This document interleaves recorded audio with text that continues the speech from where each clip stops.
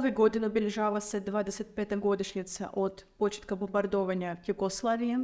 U tim godinama ste bavili dužnost ministra spoljnih poslova te zemlje i dalje se sjećate gdje ste bili i šta ste radili kada ste čuli vest o početku ove operacije? Pa prijetnje napadom NATO-a su dugo prije toga postojale.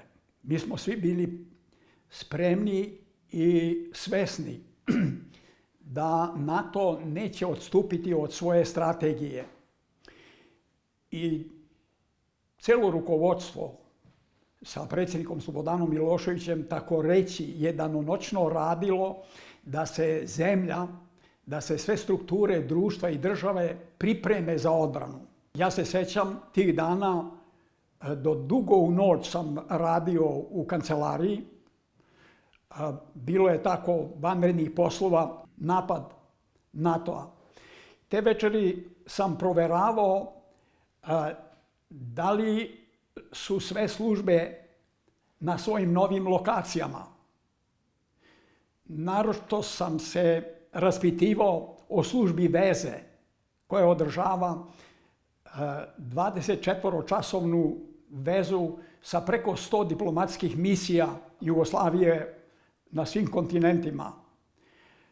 Također sam spremao cirkular, depešu za sve misije da je naša vlada proglasila opasnost neposredne vojne intervencije. I slao sam uputstva, pisao i slao uputstva za sve šefove misija, šta treba da preduzmu unutar svojih predstavništva, šta treba da preduzmu hitno prema zemljama akreditacije, o čemu da ih obaveste, šta da očekuju, šta da traže. Pripremao sam i ujedno inicijativu za hitno sazivanje vanredne sednice Saveta bezbednosti. I u tim organizacionim, a i nekim diplomatskim poslovima bio sam i te večeri 24. kada su nešto posle 20 časova pale prve bombe NATO-a na više gradova u pokrajini Kosovo i Metohija, a u Beogradu na aerodrom Batajnica i na neke druge lokacije. Te večeri je NATO bombardovao preko 50 ciljeva, počev od 20 časova pa do ponoći.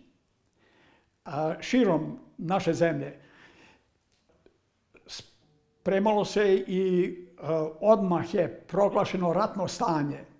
Od proglasa neposredne ratne opasnosti koje je usvojila Savezna vlada Srbije, prešlo se na saopštenje, na odluku vlade o proglašavanju ratne opasnosti i funkcionisanja države i društva u ratnim uslovima. Moram da kažem da sam bio zadovoljan kako je diplomatija kojom sam ja rukovodio obavila pripreme i koliko je bilo u tome ozbiljnosti, odgovornosti i efikasnosti od onih koji su popunjavali ratnu organizaciju diplomatije. To je da bome bila uža formacija nego ona koja funkcioniše u normalnim uslovima. Bio sam tako ponosan što sam utvrdio da sve veze naše sa preko 100 misija u svetu normalno funkcionišu i da nema nikakvih nedostataka, nikakvih prekida. Mi smo imali nekoliko rezervnih primopredajnika u diplomatiji. Za slučaj da jedan bude uništen, automatski se prelazi na drugi. Za slučaj da i drugi bude uništen, prelazimo na treće lokacije koje nisu u Srbiji, nego su u inostranstvu. Bile opremljene da rade kao da su usred Beograda. I evo, toga se sjećam kao te prve večeri. Posle toga sledili su, da kažem, normalno kontakti.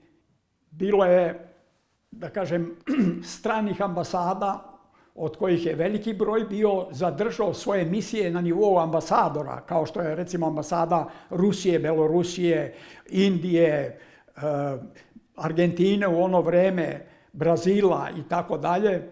A bilo je ambasada koje su zbog nekih sankcija, zbog nekih restrikcija svojih vlada imale predstavništva na nivou otpravnika poslova. Ali sa svima smo održavali kontakte i u to vreme agresije koja je bila u progresu, u napretku, 3 različita centra diplomatije je funkcionisala. U Beogradu neposredno prema svim ambasadama, posebno prema ambasadama prijateljskih zemalja, neprekidni kontakti. U Njujorku, kao sedištu Svetske organizacije, naša misija drži neprekidne kontakte sa svim misijama intenzivno, nastupajući istog časa sa istim pozicijama kao i centrala u Beogradu. I treći nivo je bio funkcionisanje diplomatije prema mestima akreditacije, prema vladama, gde su naša predstavništva bila akreditovana, ali sve je bilo sinhronizovano i sve između sebe koordinirano, da je davalo najveći mogući rezultat koji smo imali. I u ratnim uslovima koji su napredovali, dakle, impresivno sve bilo kao sistem odbrane. Ali ja kao građanin, ne kao ministar, sam bio impresioniran da je NATO bombardovao sve živo, pa je uništavao sve trafostanice, uništavao je i naše izvore i naše transmitere energije.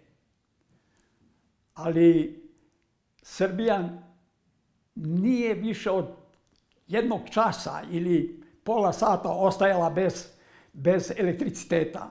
Toliko su ljudi bili posvećeni da sve što se sruši, a nužno je za normalno funkcionisanje odbrane, da se brzo popravlja. Bilo je takve posvećenosti da su ljudi, moram to priznati, ne poštujući standarde zaštite, sopstvene zaštite, popravljali elektrovodove ili trafoe. Bilo je u takvim uslovima i povređenih, bilo je i otrovanih tim nekim uljima koja se koriste u trafostanicama, ali je stepen odgovornosti nadilazio sve standarde normalnog ponašanja. Tako što se tog početka tiče, narod je nalazio vreme i da izvršava radne obaveze i da doprinosi odbrani i da ispoštuje sve specifične uslove ratnog stanja, ali da ipak nađe oduška svog besa i svoje osude tog zločina koji je NATO na čelu sa Sjedinjenim Američkim Državama preduzeo 24. marta 1999. godine, tako da je gotovo svakodnevno bilo masovnih protesta širom Srbije. Protestovali su književnici, umetnici, protestovali su studenti, radnici, građani, penzioneri i omladina zajedno, sve do manifestacija na mostovima koje su ljudi branili tako što će pokazati da se ne boje. Nosili su posebne značke mete. To je bila velika sramota za zapadnu civilizaciju koja je mogla da dozvoli da se na lažima započne agresija u kojoj strada nedužni narod, civili, žene, deca, invalidi, bolesni, žene u porodilištima i tek rođene bebe. I čovjek se pita, pa šta se to poremetilo u civilizaciji? Gde je civilizacija? Gde su njene vrednosti? Gde je njen moral kad može da se zavede da se povede na stramputicu i da poveruje u ordinarne laži, kao što je laž da NATO mora da interveniše da bi se izbegla navodno humanitarna katastrofa, da ne bi navodno srpska jugoslovenska vlada na čelu sa predsjednikom Slobodanom Miloševićem proterala Albance u Jadransko more. Takvih gluposti kao što su neki plan Potkovica koji je lansirao nemački ministar odbrane Scharping. Takva laž kao što je bilo 100.000 Albanaca su zatvoreni u jednom stadionu i samo se čeka trenutak kad će Slobodan Milošević da baci bombe na njih. Do istine koja govori da ni jednog dana za vreme agresije na tom stadionu u Prištini praktično nije bilo ni jednog čoveka. Ni jednog dana. To su govorili ljudi i Albanci koji imaju stanove u višespratnim zgradama okolo stadiona. I to su bili predmeti posle nekih ipak hrabrih ljudi u tim zapadnim društvima, kao što su dva televizijska novinara iz Nemačke koji su napravili film, a film se zove Sve je počelo jednom laži. Laž je bila da su ugrožena masovno ljudska prava Albanaca na Kosovu. Taj film je napravljen i godinama nije mogao da dođe na nemačku televiziju. Tek pre par godina je prikazan. Mi ćemo taj film prikazati sada na međunarodnoj smotri dokumentarnog filma o agresiji NATO pakta u Jugoslovenskoj kinoteci u centru Beograda. Pokazat ćemo filmove autora iz Italije, iz Rusije, iz mnogih drugih zemalja koje treba da vidi što veći broj građana na zapadu, da bi shvatio da taj sistem manipulacije javnim mnjenjem kojim su prikrivani ekspanzionistički geopolitički ciljevi agresije NATO na Jugoslaviju 1999. godine, da se taj sistem manipulacija javnošću i danas primenjuje. Svetska zapadna štampa i mediji su natoizirani mediji. Jer je NATO simbol tog grabeža tuđega. On je ta glavna alatka kojim zapadne vlade otimaju tuđa bogatstva, tuđe energente, tuđe strateške minerale, tuđe strateški važne teritorije. I mislim da bi to doprinulo prosvećenju cele civilizacije. Samo kad bi pokazali natoiziranim medijima, natoiziranoj propagandi da im ne verujemo. Bio bi to ogroman iskorak ili vraćanje u prave civilizacijske vrednosti.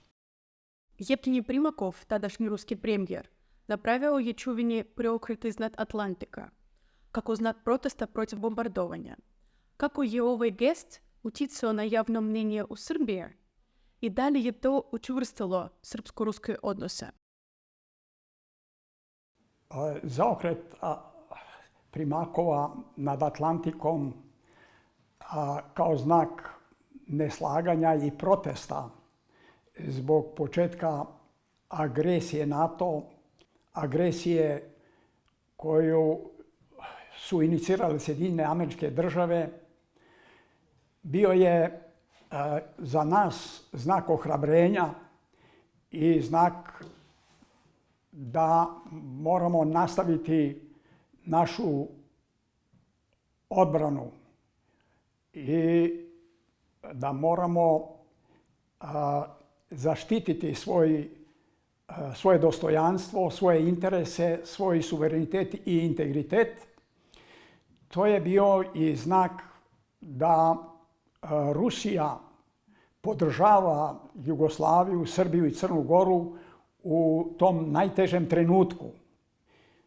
To je bilo s jedne strane za očekivati, s obzirom na dugu tradiciju naših bratskih, prijateljskih, savezničkih odnosa i s obzirom na zajedničke interese, jer mislim da ne samo gospodin Primakov kao premijer Rusije, nego čitavo rusko rukovodstvo i javnost su shvatili da je to neki signal koji ugrožava i ruske interese i koji se šalje možda i više kao neka vrsta opomene Moskvi nego Beogradu. Nije Beograd ni takva sila, ni takav cilj da zavređuje angažovanje najveće mašinerije vojne u istoriji civilizacije. Ta mašinerija nije vodila neki mali kosovski rat, nego je pokrenula rušenje čitavog sistema evropske bezbednosti i saradnje i čitavog sistema bezbednosti i stabilnosti na planeti koji je zasnovan sistemom Ujedinjenih nacija i međunarodnim pravnim poretkom na osnovu Povelje Ujedinjenih nacija, dakle koji je zasnovan na rezultatima Drugog svjetskog rata. Onaj koji krši taj sistem, kao što je NATO prekršio 1999. godine, on krši direktno i Rusije, takvih zemalja kao što su Rusija, Kina, Indija, čitavog sveta. To nije sistem koji je pravljen za Srbiju ili za jednu pojedinačnu zemlju, to je sistem u kome smo se svi osjećali donekle u izvesnoj ravnoteži, tako da zaokret aviona Primakova nad Atlantikom predstavlja istorijski gest protivljenja strategiji intervencionizma i strategiji kršenja sistema Ujedinjenih nacija koji je zasnovan na rezultatima Drugog svjetskog rata, jer ne zaboravimo najveće žrtve u Drugom svjetskom ratu. Podneo je bivši Sovjetski savez. Niko nije ni približno takve žrtve podneo na planeti koliko je podneo Sovjetski savez, odnosno Rusija, kao temelj Sovjetskog saveza. Da je ta agresija zabrinula ne samo Primakova, nego sve odgovorne lidere svih odgovornih vlada na planeti.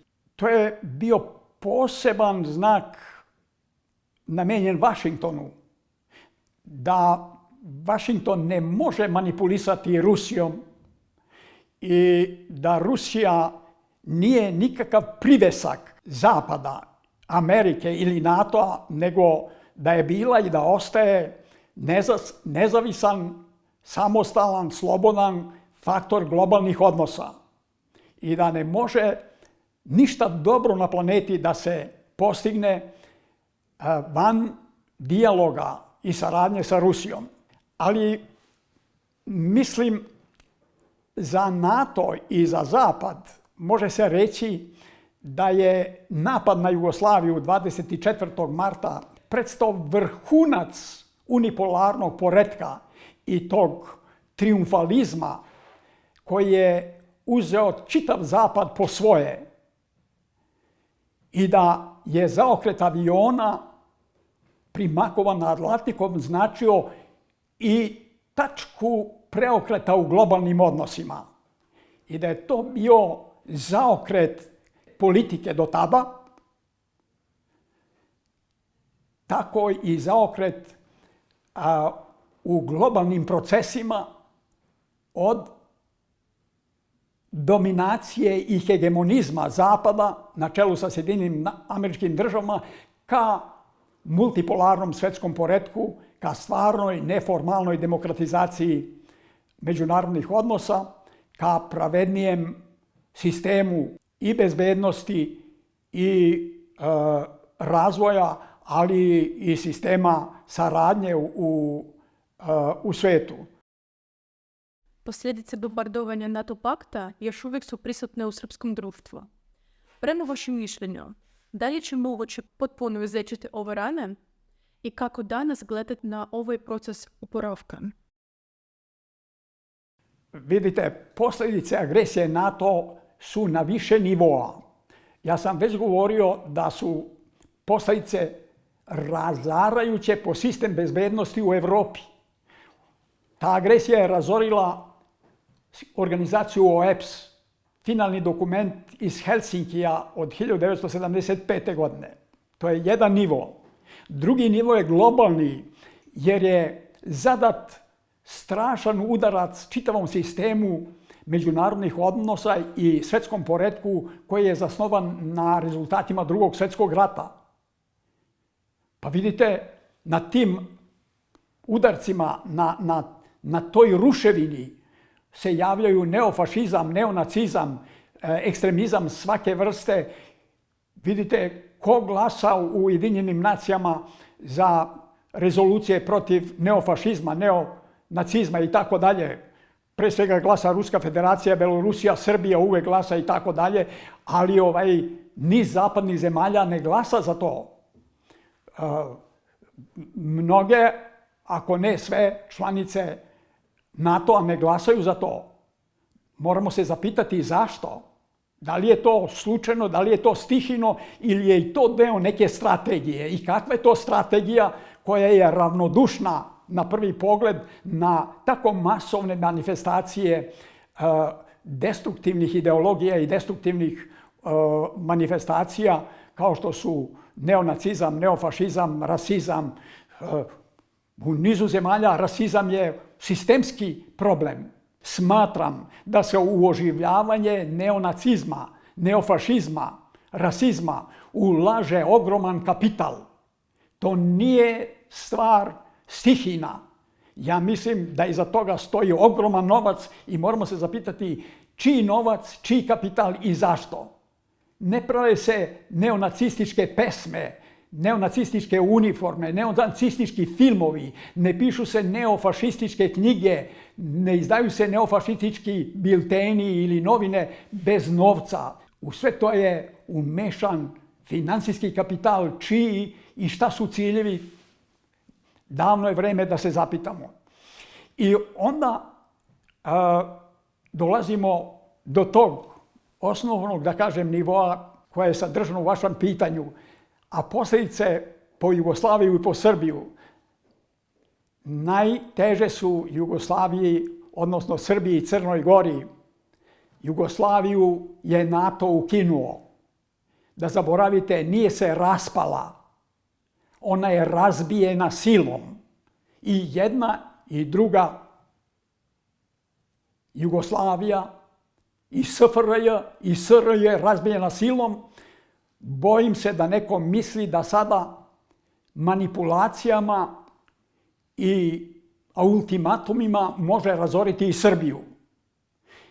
Ono što Srbija danas osjeća i u čemu je, što se tiče odnosa Zapada prema pitanju Kosova i Metohije, to je posljedica agresije NATO pakta. Dakle, za Srbiju, a nadam se i za zemlje Evrope sa odgovornim vladama, agresija NATO nije završena.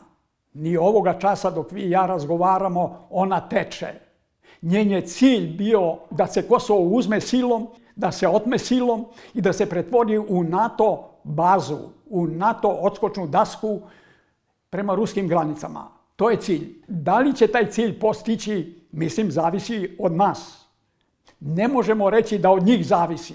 Ne možemo se miriti i nećemo se pomiriti da NATO uvek ostvaruje ciljeve sa kojima polazi. Sa kojim je ciljem pošla Alijansa voljnih 2001. godine, samo praktično godinu dana posle agresije NATO na Jugoslaviju, počela je agresija na Afganistan. Istina, tada nisu verovatno mogli da dobiju saglasnost svih članica NATO, pa su rekli tamo ide Alijansa voljnih. Samo koji dobrovoljno pokažu lojalnost Americi, oni idu u Afganistan. I idu pod okriljem borbe protiv Bin Ladena. A niko ih ne pita Otkud Bin Laden? Ko njega napravi? El-Kaidu. Dakle, Srbija je i dalje u ranama od agresije NATO. NATO, posebno neke njegove članice, vodeće članice kao Sjedinjene Američke Države, Nemačka i Velika Britanija, nemaju zadrške niti usporenja što se tiče povređivanja rana koje su oružjem 1999. godine naneli Srbiji. Ajde da podsjetim, ubijeno je tokom agresije više od 4000 ljudi. To je najteži gubitak za Srbiju koji ne može da se popravi. I mi ovih dana spremamo komemoraciju tim žrtvama. U Beogradu ćemo imati konferenciju, imat ćemo izložbe, imat ćemo međunarodnu smotru dokumentarnog filma, ići ćemo na spomenike, polagati cveće, sve da bismo pokazali nismo zaboravili, pamtimo naše žrtve i nećemo ih nikad zaboraviti. Srbija, srpski narod, nikada neće zaboraviti agresiju NATO-a izvršenu kršenjem Povelje Ujedinjenih nacija, kršenjem ovlašćenja Saveta bezbednosti Ujedinjenih nacija i kršenjem međunarodnog pravnog poretka. Pamtit ćemo večito, jer za razliku od njihovog neokolonijalnog tumačenja nije srpski narod zaboravan. Oni samo se varaju ako misle da Srbi mogu da zaborave. Ne mogu, to se ne može zaboraviti. Kad je reč o ljudskim žrtvama, mi praktično nikada nećemo saznati koliko je ljudi ubijeno sa odloženim posljedicama agresije NATO, sa korištenjem zabranjenih oružja, kao što su kasetne bombe i naročito kao što su projektili sa osiromašenim uranijumom. Mi znamo da je na Srbiju izručeno 15 tona projektila sa osiromašenim uranijumom. To je onoliko koliko je verifikovano u Ujedinjenim nacijama, ali koliko je stvarno, verovatno niko nikad neće saznati. O tome postoje pisani izveštaji predstavnika UNEP-a, United Nations Environment Program, koji su nekako skrajnuti, izgleda da su se i oni izgubili, poput izveštaja Helene Rante o navodnom masakru u Račku. I on se izgubio u katakombama Evropske unije i NATO-a i nikad nije izašao na sveta, na površinu dana, na svetlo dana. Posljedice po svest ljudi teško su popravljive. Mi se trudimo svim tim aktivnostima da održimo kontinuitet i da učvrstimo kulturu pamćenja. To nije, oprostite što tako kažem, sećanje. Kad kažemo sećanje, to je trenutak. To je čestica vremena. Mi radimo na tome da to bude trajno urezano u pamćenje i da bude deo našeg nacionalnog bića. Kao što nikad ne možemo zaboraviti vešanje naših civila u Valjevu tokom Prvog svjetskog rata ili streljanje naših đaka u Kragujevcu tokom Drugog svjetskog rata. Tako ne možemo zaboraviti ni ubistvo naših građana u Srbiji 1999. godine. I imamo, da kažem, privredne, ekonomske posljedice. Šteta je velika. 100 milijarde dolara je procenjena direktna šteta od napada NATO-a na Jugoslaviju 1999. godine. Ja sam o tome govorio za vreme Generalne skupštine Ujedinjenih nacija 1999. godine. Dakle, iste godine kad je agresija bila i sjećam se da je, eto, New York Times, jedno od najpoznatijih glasila na planeti, objavio na prvoj strani razgovor sa mnom o tome da Srbija potražuje 100 milijardi dolara naknade ratne štete. Srbija kao narod, bilo je i naših državnih predstavnika koji su javno rekli da će Srbija zatražiti naknadu ratne štete od NATO, a onda se malo učutalo mi nemamo razloga da to ne pamtimo. Mi moramo pamtiti to. Nema poklona, nema donacije, nema milosti koja može učiniti da mi zaboravimo. Onda posljedice u kulturi, posljedice u društvenim službama, posljedice na infrastrukturi. Kako se može otkloniti posljedica bombardovanog spomenika, recimo kulture, pod zaštitom države? Kako se mogu bombardovati najbolja arhitektonska ostvarenja u Beogradu koja su srušena? Kako se ona mogu nadoknaditi? To se ne može nadoknaditi. Ne može se sve pretvoriti u dolar i euro. A izgleda na zapadu misle da je to jedino što treba da upravlja našim razmišljanjem. Jer oni toga imaju, ako nemaju oni naštampaju lako i onda mogu da kupe vrednosti koje im nedostaju. Dakle, posljedice ostaju, ali sve sam rekao kako jeste i kako razmišljam. Nisam jedno rekao. Mi, pored svega, živimo u ovom svetu. Nešto se u tom svetu može brže, nešto sporije popraviti. Ali dok se to ne desi, mi se moramo razvijati, mi moramo napredovati, mi ne možemo čekati.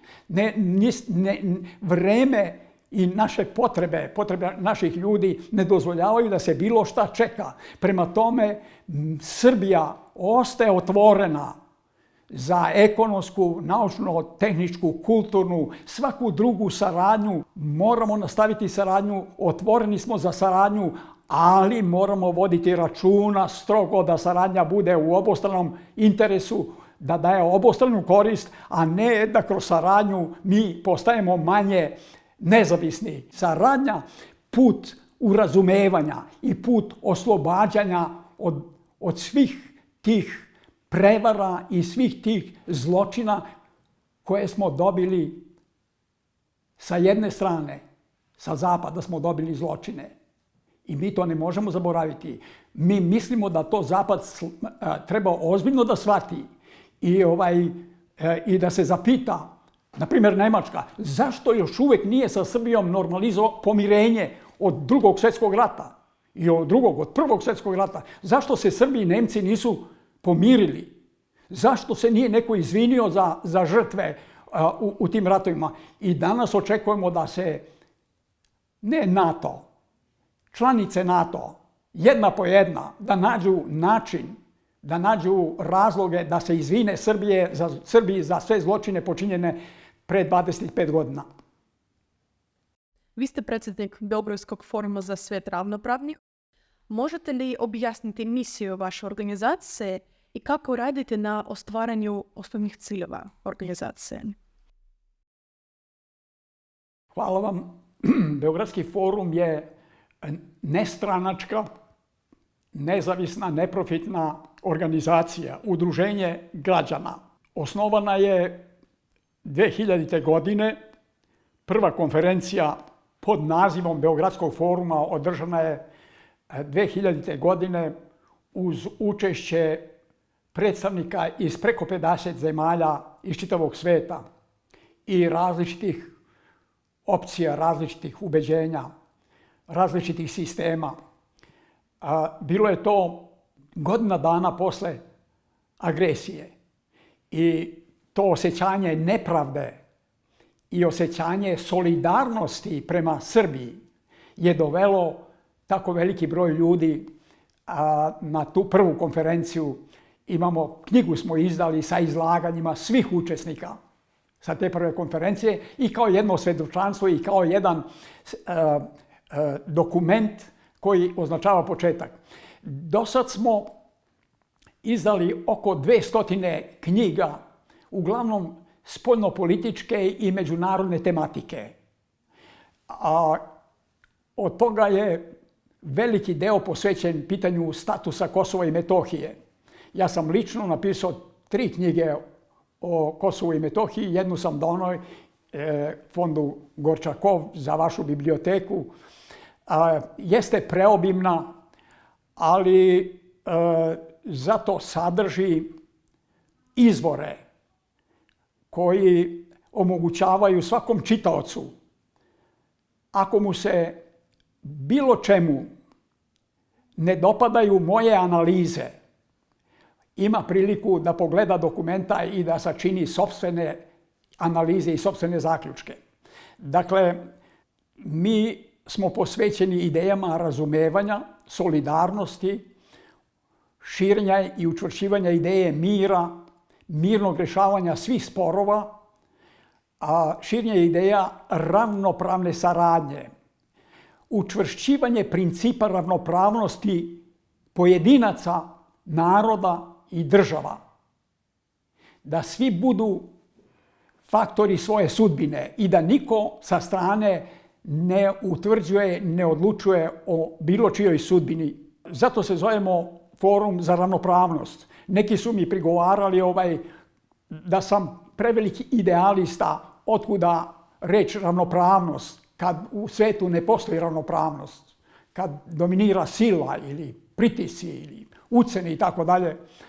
Ja nisam ulazio u polemiku, rekao sam pa da, ukoliko su tvorci Povelje Ujedinjenih nacija od 1945. godine pogrešili kad su inaugurisali princip suverene ravnopravnosti svih država i naroda, onda zašto ne bi jedna takva mala organizacija, posve nepoznata u jednoj maloj zemlji kao što je Srbija, zašto ona nema pravo da ponavlja grešku pobjednika u Drugom svjetskom ratu?